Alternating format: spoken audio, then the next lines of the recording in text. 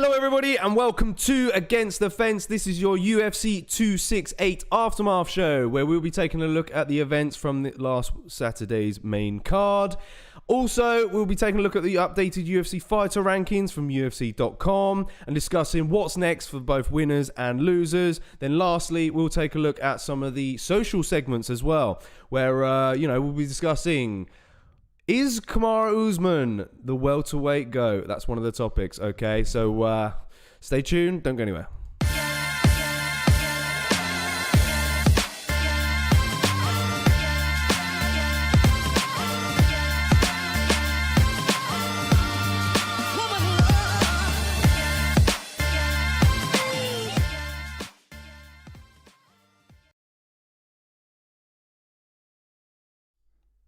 All right, so let's take it away then. So first up, we had Justin Gaethje defeating Michael Chandler via unanimous decision, with two judges scoring it 29-28 and one judge scoring it 30-27 in favor of the former title challenger.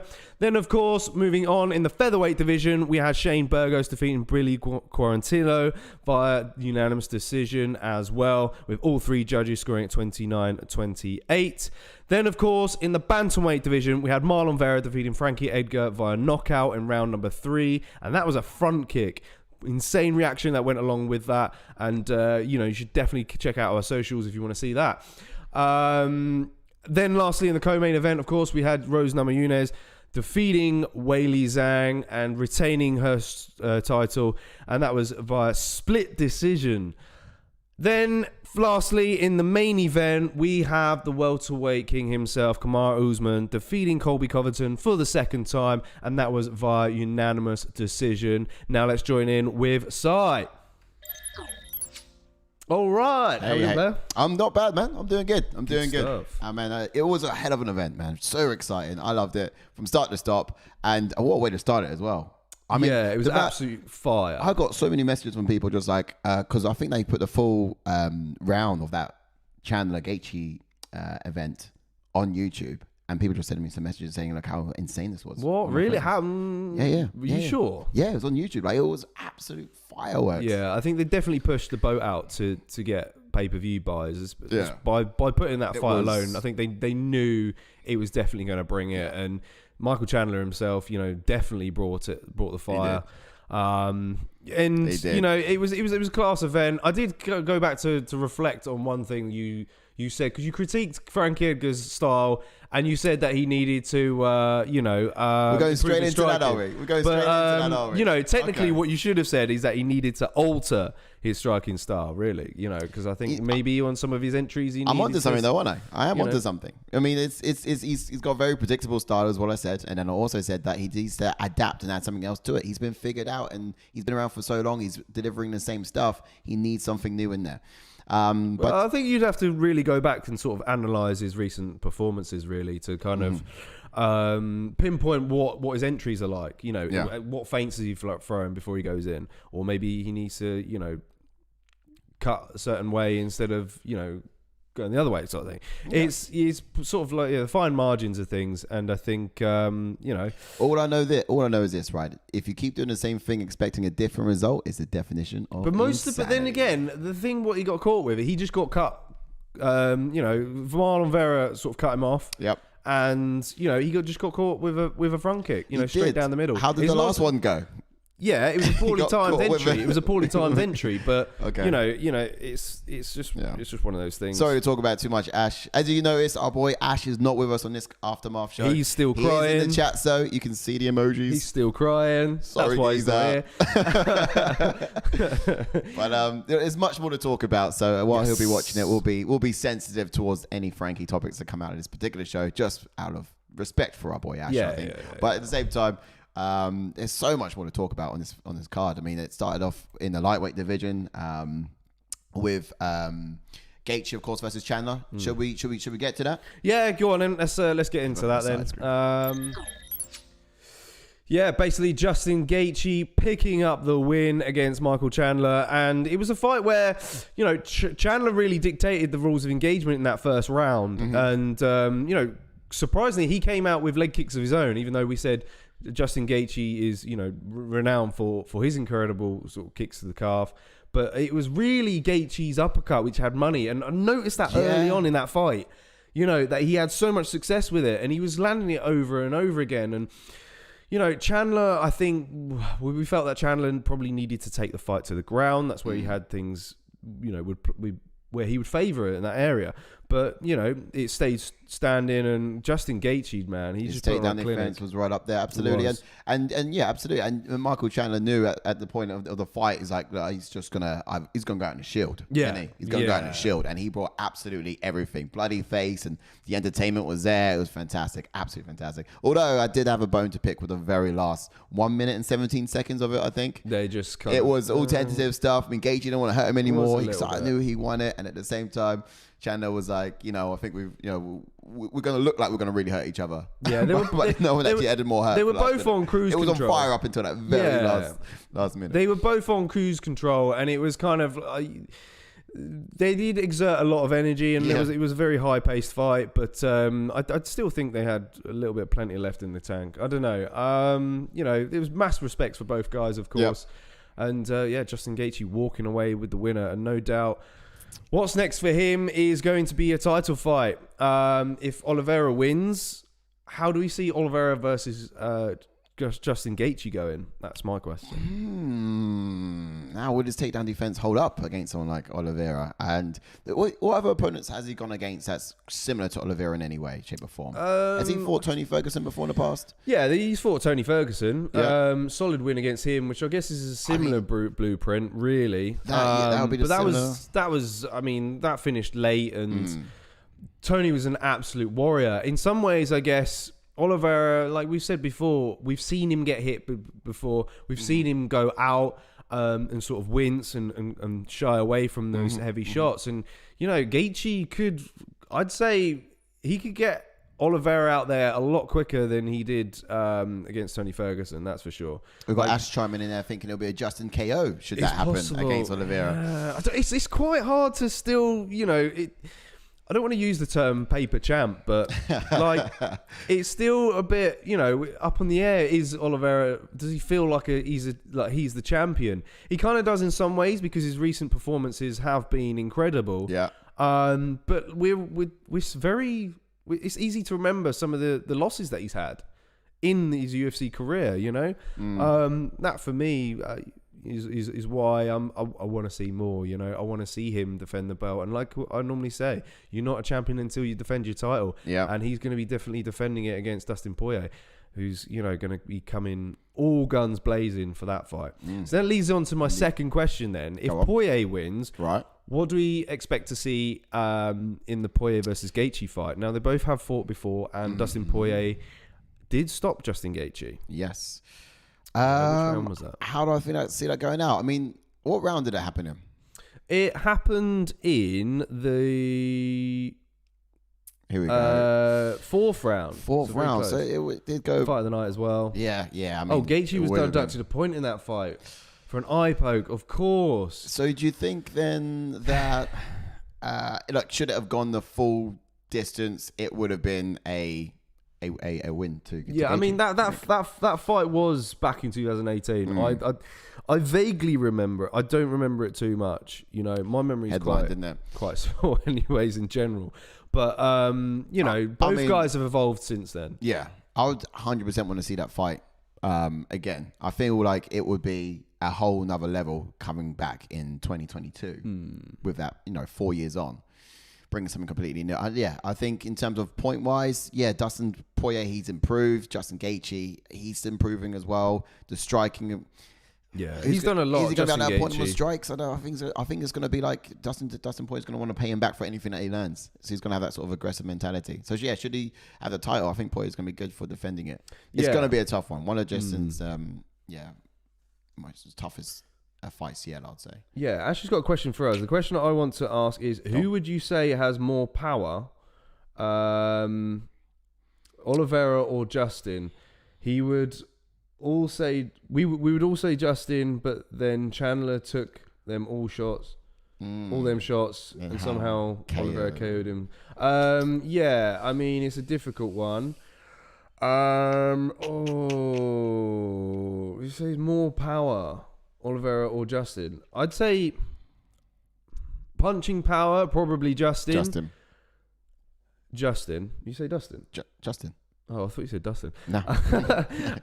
But in terms of crisp technique, you've got, I'd say, Oliveira in terms of his ability, his striking ability.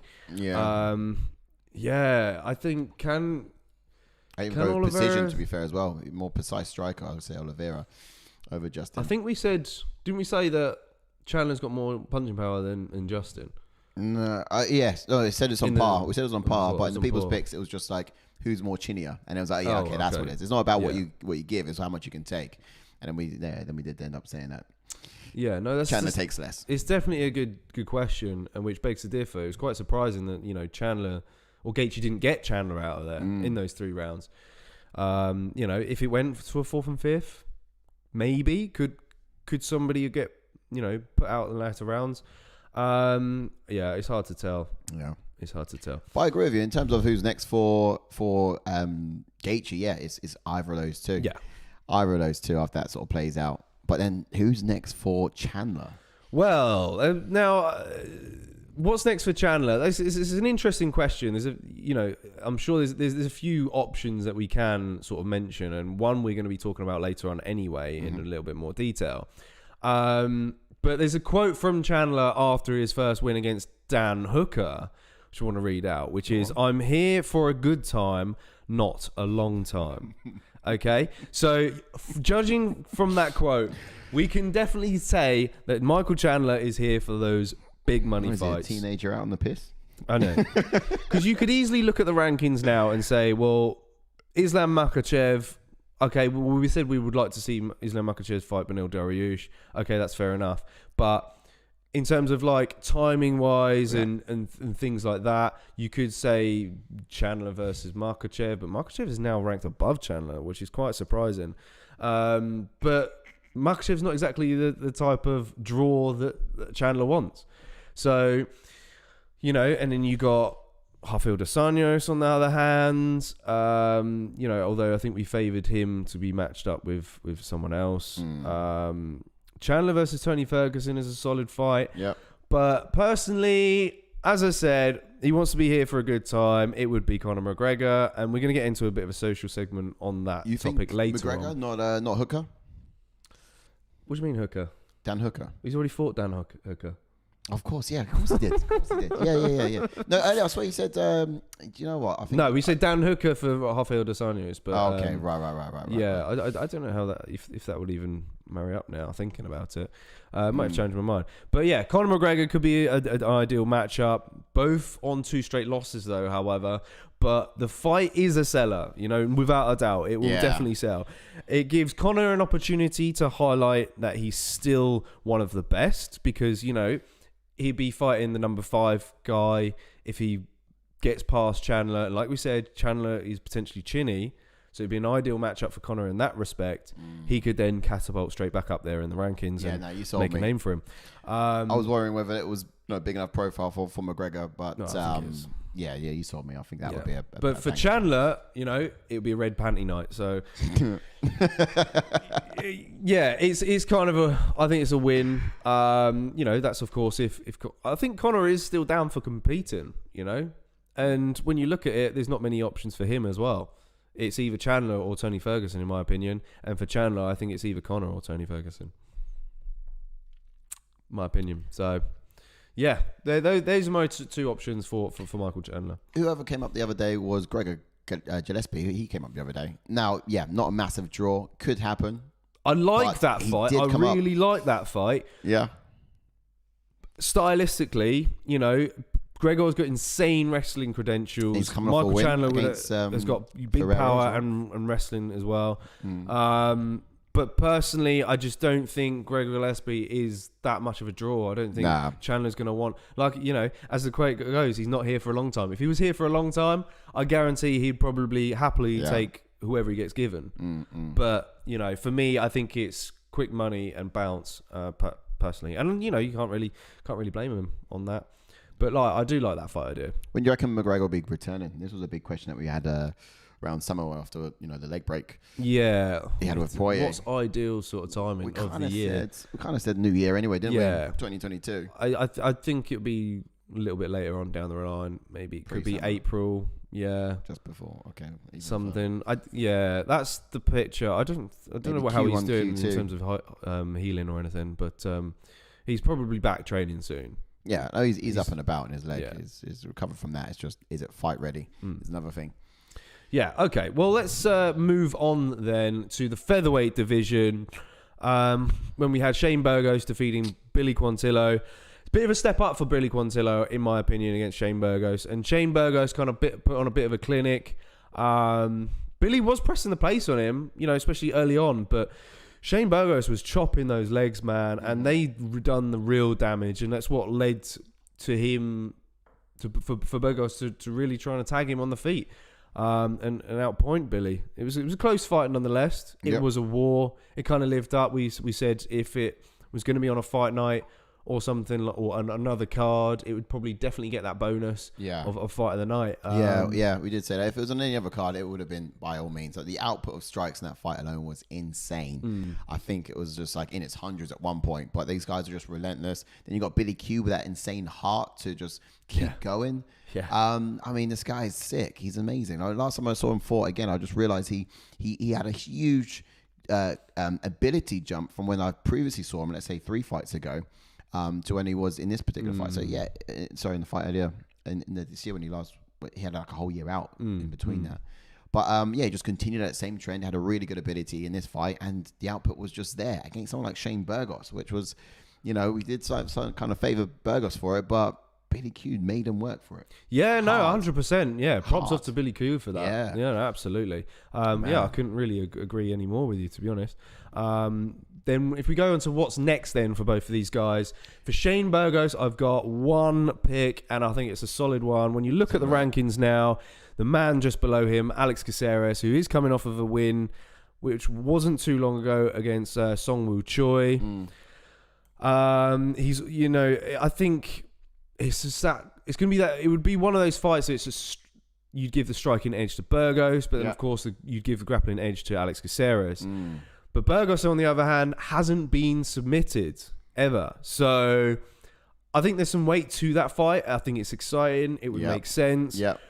Burgos, prior to the Billy Q fight, was coming off of 2 straight losses. So, I think it makes sense. But also as well, Burgos has just been fighting warriors so far. You've given him another warrior to fight. I feel like the guy needs a break. He needs something. I don't know. I don't think Alex Caceres is that much. Because when you look at Shane Burgos, for example, and the last 2 guys that he's lost to. Yeah, Barbosa. But Edson Barbosa is well up there. Insane kicking game. He got put out by him. Then he went to a decision against Josh Emmett, who's a powerful puncher and sort of top half of the division himself. And he's now in at number 7. That is Josh Emmett. He's fighting Dan Ige coming up in the next pay-per-view. So that's going to be exciting. I think for Burgos, Alex Caceres is a fair shout. The man above him, Evloev. He's 15-0, monster. Yeah, he's booked at UFC 270 so far at the moment. That's going to be in January. So probably going to be a prelims, isn't it? Yeah, that's a good fight. I guess Sadiq Youssef is also not a bad shout for him. Sadiq Youssef is coming off of a loss against Arnold Allen a while back. I think he might be recovering from an injury. Quote me if I'm wrong. But either of those fights I think are exciting. Sadiq Youssef is a striker as well. I would like to see Youssef, I think, over Alex Caceres. I do reckon Sadiq Youssef could be a really good fight for him. Okay. I mean, he's just had a win. He needs to be fighting up the table, in my opinion. And he's a great fighter. He's actually really entertaining as well. And he's not been given an easy path to take in the UFC so far, I don't think. But yeah, we can see him. He lost to Arnold Allen, but I mean, in my opinion, I didn't really note him down because I think he's probably due to be scheduled fairly soon. Youssef. Yeah, I think he's probably due a fight. I think he's coming back from injury. That Arnold Allen fight. When was that Arnold Allen fight? That was back in April. So that's some time away. He's got to be due. Unless he's not injured, though. I think he might be. I think I read somewhere. Yeah, about the relentless amount of eye pokes he got this year. I wouldn't be surprised. No, that was Bilal Muhammad. No, Bilal Muhammad, yeah. He's the eye pick pro. Yeah, eye poke pro, love that. But then, Ash agrees though. It would be an absolute brawl. So Yusuf against Burgos would be fire. I'd love to see that. I've got some juicy options for Billy Q. I've actually got 3. Send and them I'm my way. kind of gutting that Ash is not here because I know he'd be excited by some of these options. Have a look. So my first one for Billy Q would be Damian Jackson, just coming off a win against Charles Rosa and back in October. So, technically, time-wise, that would kind of make sense. Mm-hmm. My other option is Nate Landwehr, another fun fight. High-paced fighter. Landwehr coming off a win as well quite recently. Yeah. I think that was... I've forgotten who that was against now. Who was that against? Nate Landwehr. Yeah. He beat... I can't remember now. It was a few cards ago, actually. Mate, you're asking me for my memory. Nah. But then the third option I've got is actually Julian Erosa. All fun fights, I think, for Billy Q.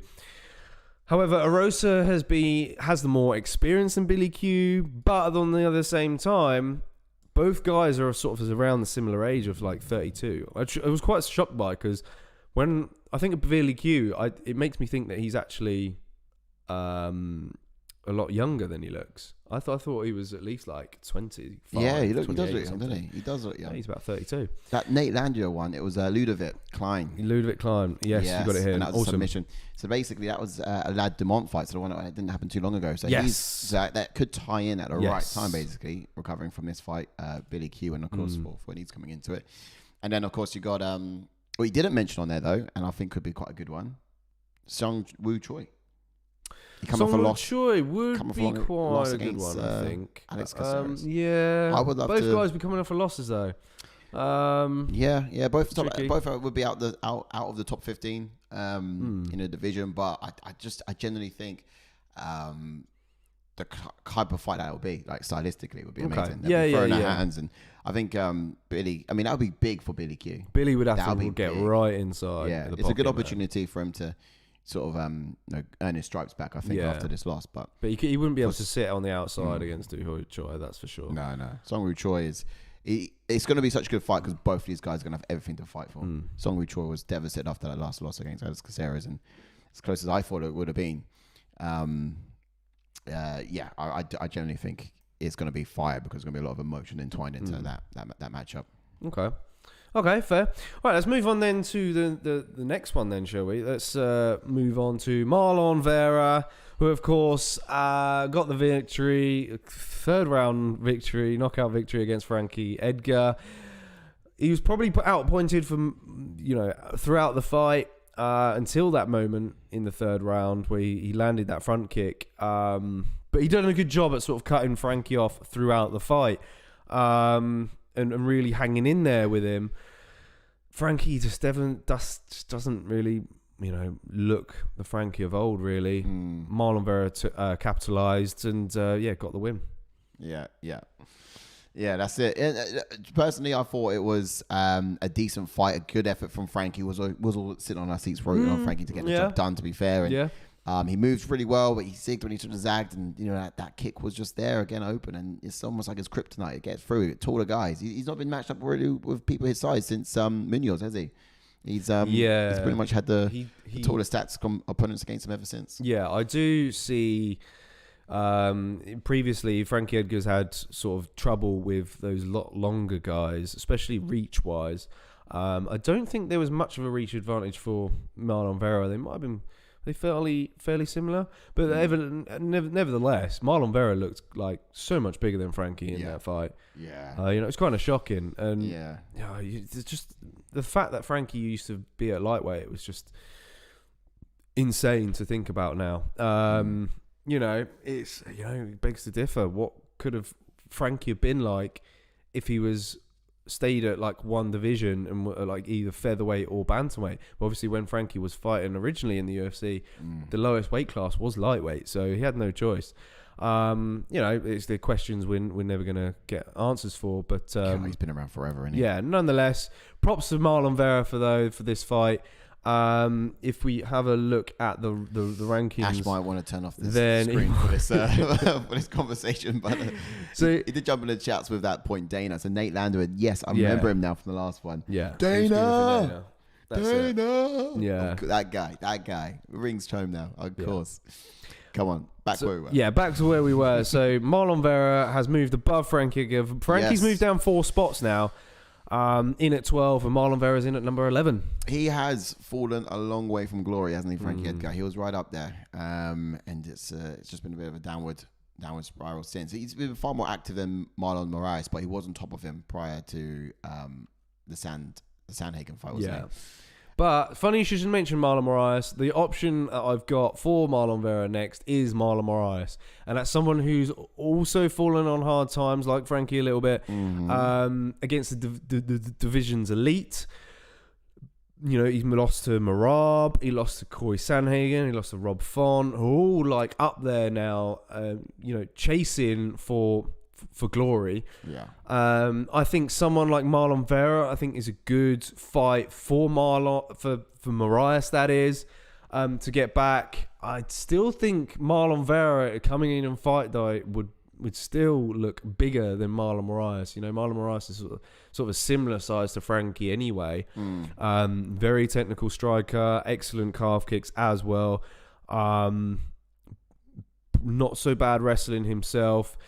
But I think that one would be a really tough one to call. I feel like Marlon Moraes is basically a Frankie version. He's a version. He was of meant Frankie. to be. Yeah, he was kind of meant to be the next sort of Frankie when he was training with Frankie, and Mark Henry, but not anymore. You know, I don't want to wind up Ash and say Frankie 2.0 or nothing like that. Maybe B-Tech Frankie, but make a wish Frankie. But he's really good and he's higher than Frankie, so I don't know what to say. Yeah. But in any case, stylistically, I think he's going to feel confident going into that, feeling like he's, almost deja vu, perhaps. Yeah. So and same sort of strategy. Marlon Moraes hasn't won since the split decision win against Jose Aldo, and that was December of 2019. But some would argue that Jose Aldo actually won that fight, and he got robbed. But other than that, he lost against Henry Cejudo for the belt. And then, before that, he submitted a Sansao. So I think someone between there, Marlon Vera, where he sits at the moment, is a good shout. Yeah, but I think that could be another loss for Moraes. And he needs a win. He does, but I don't really see anyone else out there because a lot of people are actually booked. If we're looking at Moraes, obviously Cody Garbrandt, I think he's going to stay in the rankings regardless of his win against Kai France, or because I'm sure like Donald Cerrone was in 2 rankings at one point. I'm sure he was. I think they'd keep Cody in for a little bit because we've still got questions about his weight cut and how he's going to look at flyweight. He could cut down and look terrible against Kai France, get a loss, and then he's got to go return to bantamweight. So I don't think he'll get moved out of the rankings just yet. That picture is yet to be, fair enough to be written. Everyone else is pretty much booked. It's a bit of a question, but the other option I've got for Marlon Vera would be the loser of Dominic Cruz versus Pedro Munoz. He'll still be ranked below them though, regardless of the result. And if you're Vera, which one would you rather fight? That's the question. No, I would rather fight. Who? If you're Marlon Vera. Marlon Vera, I'll go against Moraes. Marlon Moraes. Pedro Munoz and Dominic Cruz. Oh, okay, yeah, okay.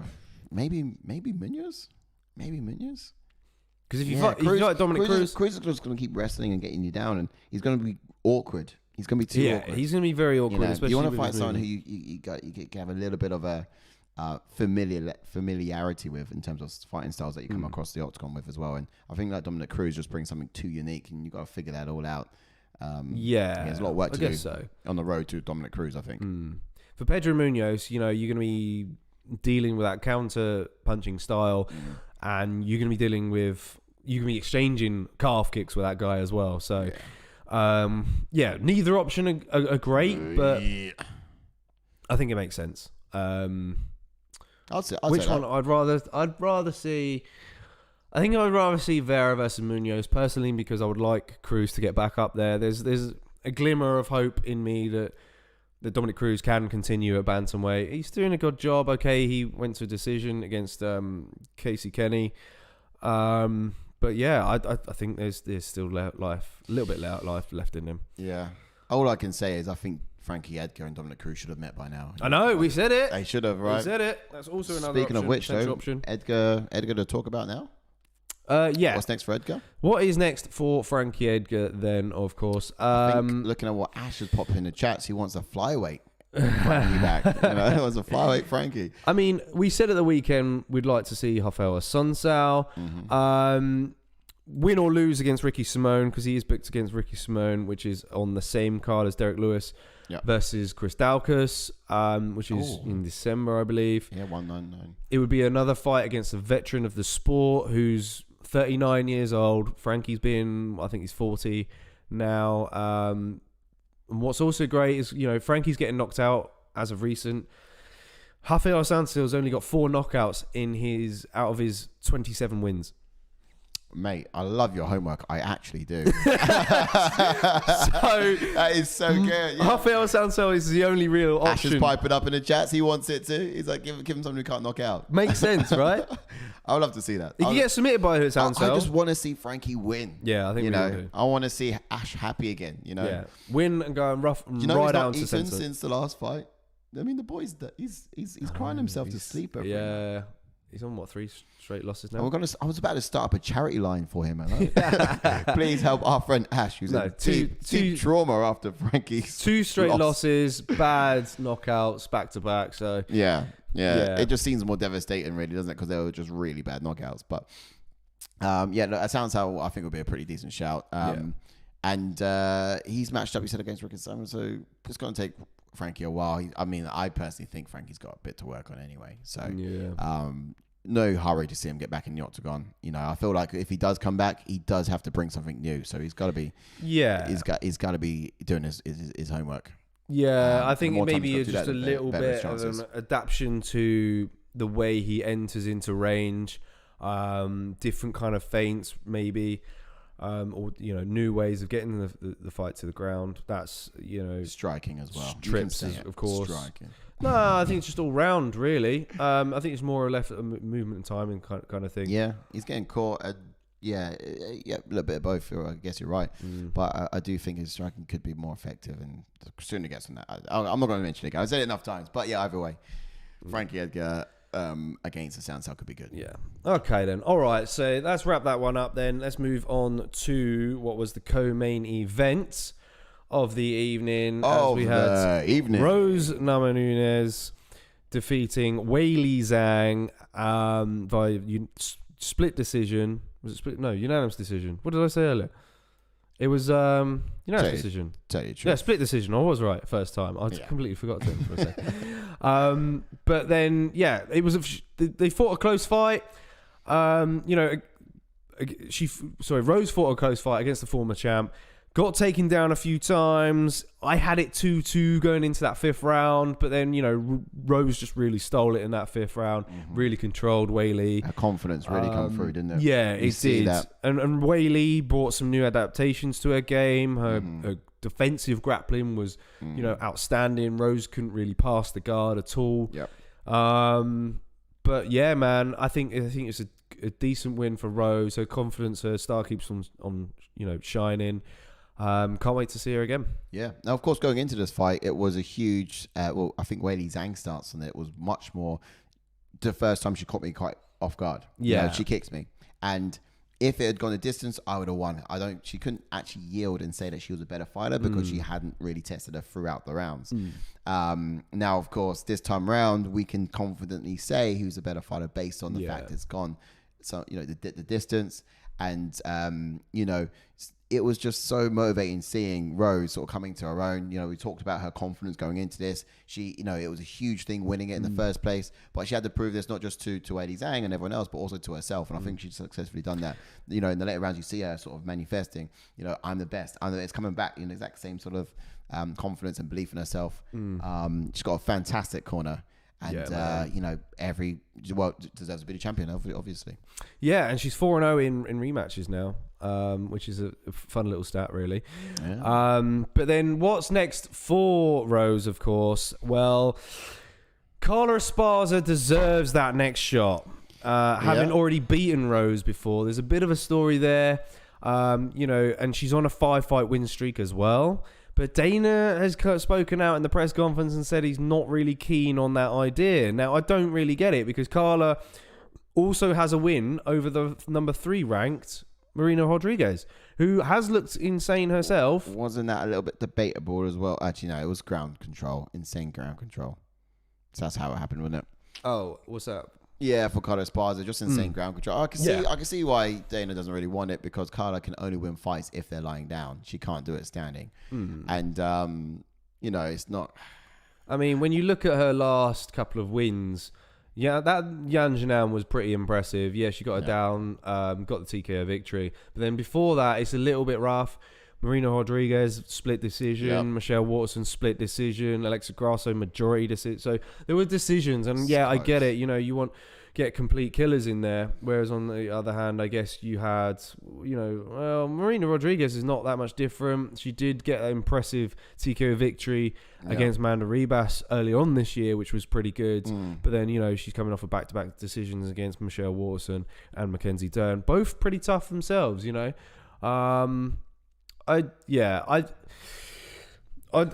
rather see her fight Carla Esparza. I think there's just more to it than the Rodriguez fight. I mean, Dana, what are you going to do? What are you going to do then? I mean, Rose is pretty buddies and been training with the flyweight champion Shevchenko herself. So what you want to do that fight? Because it'd be big, it would sell, it'd be champion versus champion. But your only other option in the strawweight division is Marina Rodriguez. But if you put Marina Rodriguez in there to fight Rose, then it's like, well, Carla Esparza, you just jump the queue. Yeah. Carla Esparza has a win over Rodriguez. I don't know, man. You could say that the UFC might want to do a rematch between Carla Esparza and Marina Rodriguez. That's also another option. Well, to then be a title eliminator. It could happen, or you could put Zhang against Carla Esparza, and then Rodriguez can go against Namajunas. That still wouldn't make sense really either, would it? But Wiley Zhang's still there in the mix, and it's not going to be a while since Rose is going to jump right back in the octagon, I think, anyway. Yeah. So potentially an interim. You can't run that one back as Esparza and Rodriguez either. Personally, I think where's Calvillo? Cynthia Calvillo. Cynthia Calvillo. She's a different division, mate. Entirely. Okay. I did see that she had a fight, of course, with Rodriguez. Yeah. No, she moved up since then. Had a draw. So what if we get some new people in the division is what I'm saying. It could be who's likely to. Of course. Andrade. Is she going to come back? Well, yeah. I think we said that after Jessica Andrade's fight, it would be great for her to pop back down to strawweight for a rematch against Rose. Rose is 4-0 in rematches, though. This would be the third fight. That kind of does make sense. That could be where Dana's head's at. You could be right. I don't think because Andrade is not going to get anywhere in her current division. It's a full stop. It's a full stop. She's number one though. I mean, either she's happy with number one, or she really wants a belt and she steps down for it. But in any case, she's not going any higher in her division where she is now. So I don't know. If I was Dana, you do Rose Esparza for the belt, and if anything, Weili Zhang against Marina Rodriguez, I think would be a really fun fight. But my option for Weili Zhang, I've got written down. I've written it down because it's got a lot of bit of talk behind it. People have been wondering, could we see a rematch with Joanna Jędrzejczyk, because that fight was complete fire. But nothing seems to be grabbing Joanna's attention. It would be a proper fight, which would make sense for both girls. Part of me thinks that Joanna doesn't want to step back in there because she's worried about her face being rearranged. She's got to jump back into 15 first. She's out of the rankings entirely. Yeah, but she's out of the rankings entirely. But if she decided to come back, she'd get given top 5 gal. Easy. Yeah. Easy. And Weili Zhang, there's some unfinished business there. Of course, run it back. It was a close fight. That's an insane fight. You know, I'd be totally down for that. What one would I rather have? The Weili Zhang versus Joanna Jędrzejczyk, or Weili Zhang versus Marina Rodriguez? Marina Rodriguez is a different, puzzle to solve, I guess. Similar styles to Joanna, but I'd say Joanna's a lot quicker than Marina Rodriguez. Yep. Marina Rodriguez is very, very precise herself. A little bit more patience to her game. But I don't know. Well, the Joanna one, I think I'd rather see the Joanna one personally. Rodriguez taking on Weili Zhang, then she gets to the number one spot, and then of course that's literally right next to Rose Namajunas. So if of course Dana really didn't want to put Esparza up against Namajunas, then that's your way to get Rodriguez to challenge her. But yeah, she gets to skip the queue in that situation. So I'll be all up for that. I think that'll be a really good fight. Marina Rodriguez versus Weili Zhang potentially. All right. Okay. Cool. I think that's a fair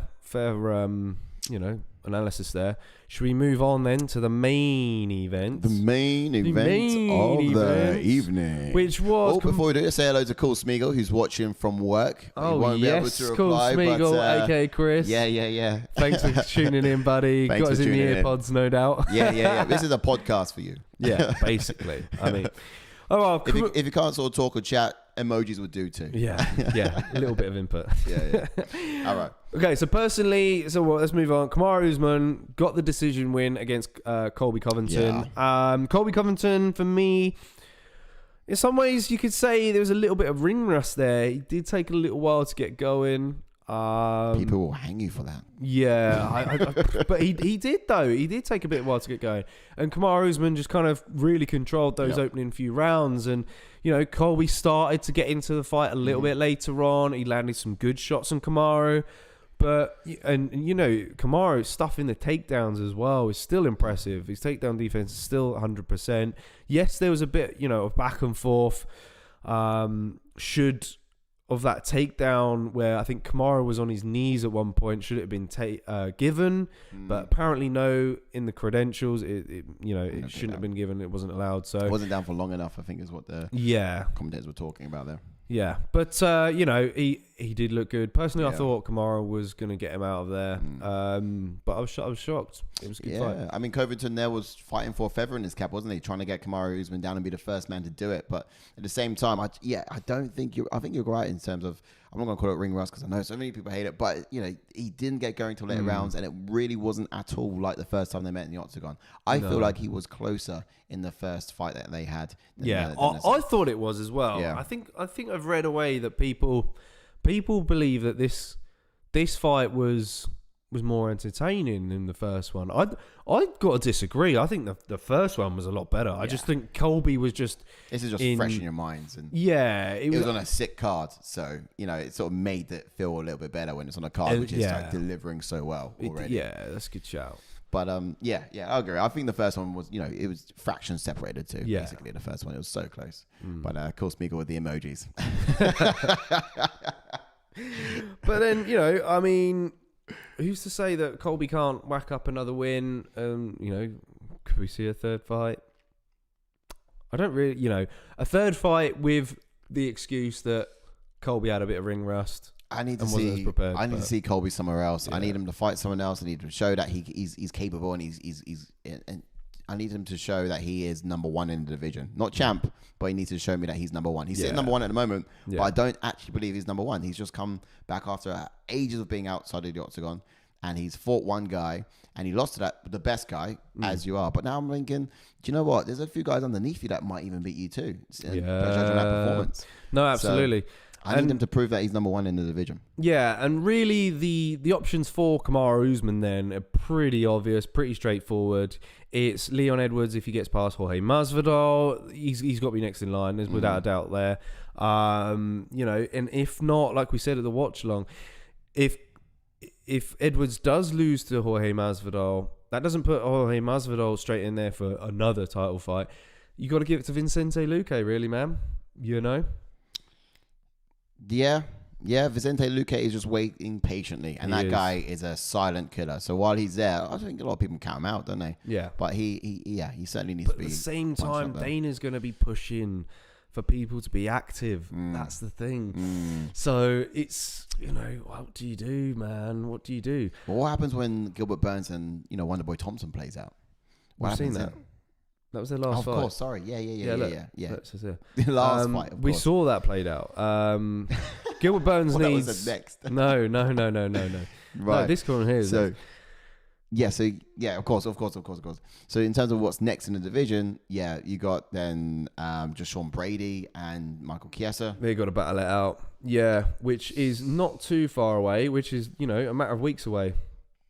Not this week, but the following week. So there's a lot of matches to make then in that division. Yeah, if you're to guess that Michael Chiesa gets the win against Sean Brady, he gets back in the column, and then you'd probably looking for either Wonderboy versus Chiesa, or has Luque fought Chiesa before? Oh yeah, it was the last one. He fought last, of course. Yeah. So yeah, he's out of there as well. Out of there. So I reckon then Colby Covington, the next best guy for him. I've got one. You got one? I've got one. Let me hear it. I've not written it down. I've seen pictures on Twitter. People want to see Colby Covington versus Jorge Masvidal. Win or lose for Masvidal, I think, for Leon Edwards. And people also want to see a Ultimate Fighter season with the two. Masvidal's just a luckiest guy, isn't he? That's money, mate. It is. Colby Covington, Jorge money. Masvidal as coaches on the Ultimate Fighter. Make it happen. Book it. Because I think it makes an entertaining season. Huh? You mean Masvidal was a coach, mate? You see the people they've had on the Ultimate Fighter before. They're not the greatest of coaches, but they're there for entertainment. It's Colby Covington could be good. He could be, yeah. Masvidal. Okay, run it. Let's see what happens. Man. I know. Let's see what happens. It's Vicente kind of Luque would make a good bit. coach. Vicente Luque on the Ultimate Fight would make a good coach, I think, personally. Yeah, I think he's quite Wonderboy Thompson as well, but they, not together. There's not enough. Wonderboy's too nice. Yeah, not enough controversy. Nice I need an asshole, and I need Vicente Luque. Yeah. So you need to have that controversy. But. Yeah. Burns versus Ashley's called even for Burns versus Colby. Yeah, I like that. It's a good one. It's a good fight. That's an obvious one to make. I think it's right next door. It's 2-1. But surely Burns wants to get back in there. Yeah, he's buddies with Luque, so it's not going to be him. I think he's probably going to wait out to see who's next. I mean, I think Usman's been really active this year anyway, so we're not going to see something in this division for a while. Not for a little bit. I'm going to see some people rising up. I mean, talking of people rising up, that's Chimaev in that division, stepping into top 10 for the first time. And, he's going to cause a problem for a lot of those guys up there. And he's going to be a nuts fight. I think we did call in the last fight he was on for Neil Magny, didn't we? For that guy. I hope so. So Wonderboy is apparently booked as well. Apparently, I said apparently twice there. It's going to be in. I think it's December. I think I tweeted it out the other day. Mm-hmm. We don't know who the opponent is yet. Nothing's been revealed. I'm waiting to find out when that's going to be. Who it's going to be. No, of course they've already fought. So doing that. I hope it's. I hope it's not a Vicente Luque rematch with Wonderboy. Personally, Dude, literally just fought a couple of weeks ago. So I think it could be Bilal Muhammad personally. Yeah. Bilal Muhammad, Wonderboy. It's a great fight for. I think it's a good one for him. Maybe jumping up, wouldn't he? What happened about that Chimaev versus Nate Diaz then? I think that could happen. Yeah. There's a lot of talk about it. Whether it gets booked or not, we'll have to see. Fair enough. All right. So, okay, that pretty much concludes our, what's next kind of scenario, really. Well, it does. Plays out. It does. Let's head on back. So, okay, cool. Let's get into a bit of a social segment then, shall we? Yeah. All right. So this part of the show, we end to dig into all of the news that comes out the back end of the UFC pay-per-view card. So basically, this is going to be everything worth talking about, or has been talked about, and we'll give you all the juicy headlines on all of it as well. So let's have a quick look and see what was being said. Yeah, that's New screens coming right up.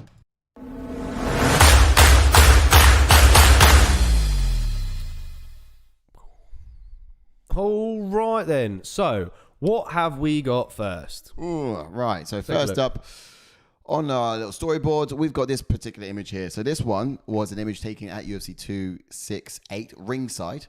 And what you can see there absolutely is Dana White's bald head and blue suit. That is Dana White. And of course, you can see the Octagon prelims, I believe, is no, I think it was the main card. Yeah, no, it was... on the main card? Who was that in the Octagon? It was Weili Zhang and Rose. Oh, yeah, Weili Zhang. I can barely tell what she looks like. Yeah, of course.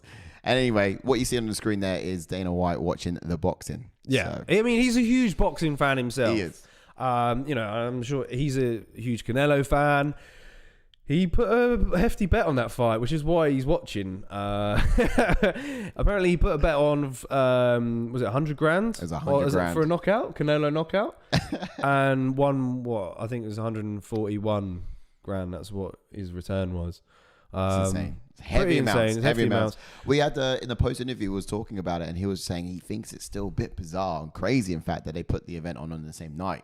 Of course, as UFC main. You don't normally get clashes. No. He thinks it's crazy, and he doesn't know why he does. He thinks it's stupid, but nonetheless, he still bought the rights to view it and chuck some money in the ring as well. But personally, he's a fighting man. I know what that should be. Go on. That should be Dana with a set of headphones watching us commentating on the fights. Oh yeah. That's what do you know what? Let's get that straight in Photoshop. And getting getting the chat. Logo. Yeah. Getting in the chat. What you reckon, boys? No, that would be awesome. Okay. Yeah, he'll be jumping in the chat saying, "Sorry guys, I'm at work, so I can't really respond." It's like, no worry, Dana. Just respond with emojis. All right, next headline up. Shall we have a look? Yeah, let's have a look. What else we got? So next up, we're looking here at Michael Chandler and his face-off against. Can you tell me who that is? Conor McGregor. So he's trying to bait in that a fight with Conor next. You know, he's just literally just fought, and he's posting the picture, and he wants it for next year, 2022. Well, not here for a long time, here for a good time, right? Exactly. In for a good time, and we did match him up as that being a potential next option for Chandler, but he did get a swift reply from Conor actually, which was, "I'm down at some stage for sure. Great fight the other night, Mike. Congrats." So everything quite positive there. Conor's not throwing shade, which is quite bizarre. When I saw the reply, I did think, have you finally got someone to control your socials?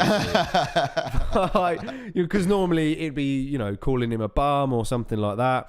But, he says he's down at some stage, and if you dissect that, it makes you think, what else has Conor got in mind? Has Conor got something in mind ahead of Chandler? I don't know. At the same time, Conor's got to realize he's got to work and prepare himself for that, because it's not like just an easy one to walk in either after a loss. So yeah, he's for him. I think he's just thinking, how can he make sure he wins this fight? Yeah, massively. I mean, he's got a lot of work to do. Judging from that, I think there's probably some options there. I think normally an option that gets thrown around a lot, and they were even talking about it today on Twitter, was Max Holloway. Because Max Holloway's always been touted for a rematch against Conor.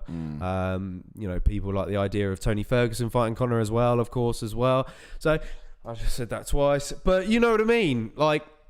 There's options. We'll have to see, I think. Yeah, but otherwise, something I'm certainly excited for. Oh, I'm down for it. Yeah, I'm down for it. All day, Winston. All day. All right, let's see what's up next. What else have we got? So, up next, we're looking here at what could potentially be the GOAT. Right, okay. Cheese. This is in the thumbnail. We thought we'd talk about this discussion. Yeah. I mean, of course, I'm going to have a lot to discuss about it, because every time Kamaru Usman fights now, the welterweight GOAT comparison comes up. Yeah. Okay? And, rightfully so. And, of course, Kamaru, is now got a 15 win streak overall in his MMA career, and it's up there with one of the best for this one. Mate, he's staying there. He don't care, and he's one away from Anderson Silva, who's actually the all-time greatest record. But as you can see from these stats here, which someone has put together, I can't remember who it was. I probably should have quoted it and given props to it, but I think they're good stats. There's only one category I'm a bit meh on. Okay. You got title defenses there, 9 for GSP, 5 for Kamaru Usman. So Usman is getting close. cut the fucking welterweight GOAT crap until that stat is at least matched. Okay, we can get into a conversation when it's matched, in my opinion. The second category down there, which is a bit weird, unique opponents during title reign. What do you mean? Like in bald opponents, people with white hair, the color of skin? What does that mean? Unique opponents. Oh, because so, if you think about it, very unique. Well, with Usman, of course, he's in his title reign, and he had rematches mainly with his defenses, mainly rematches, and that was Masvidal, of course, twice.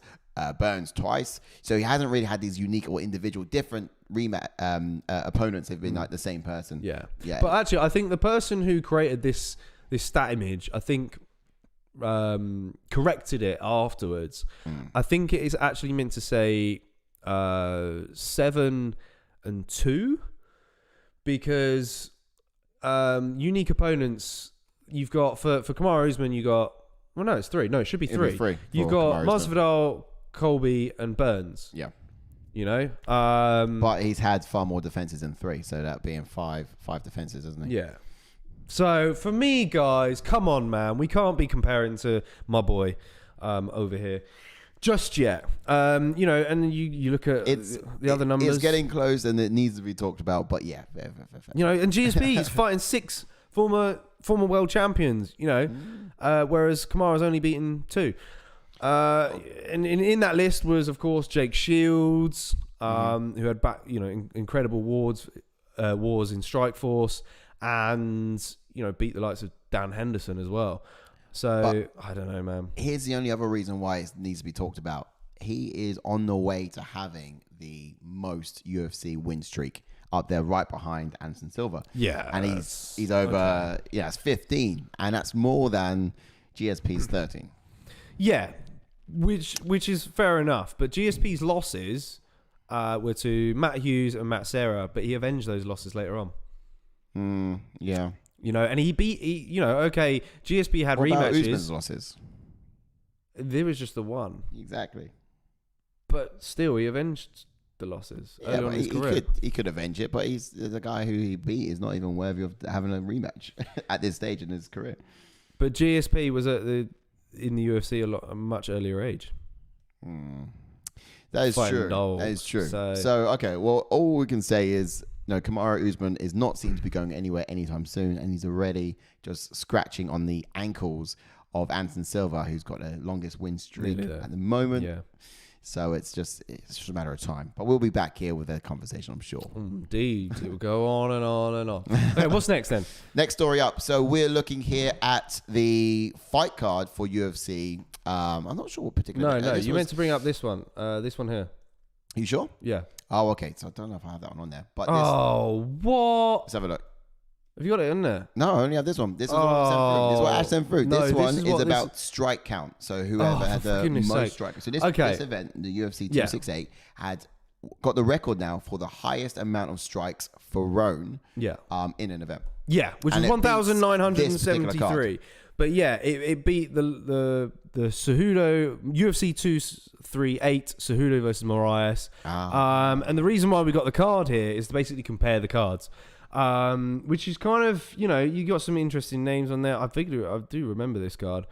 It's a bit, it's quite shocking actually why this beat this one. I mean, only by Was it by a small margin?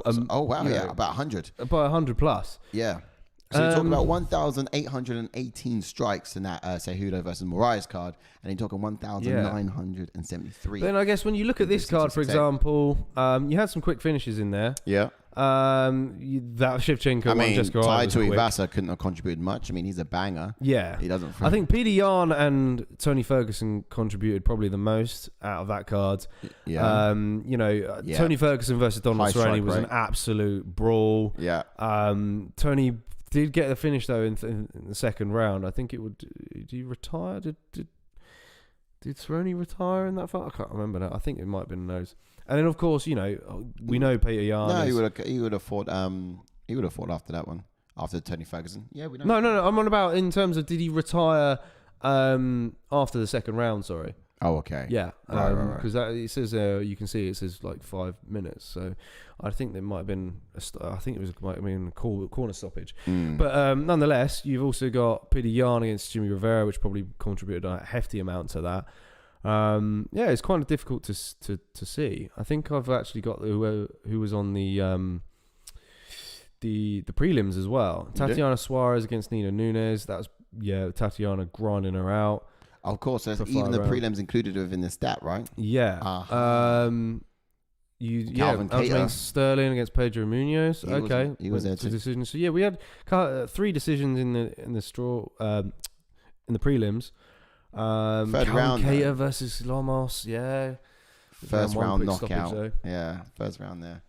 Yeah, I think that's quite surprising. But I'm also surprised that surely there'd be another card that got that beat the record. I don't know. Weird. No, this one it's been a while since, but this one done the deed. And right. it was fire. Absolutely, it was really good. I enjoyed it.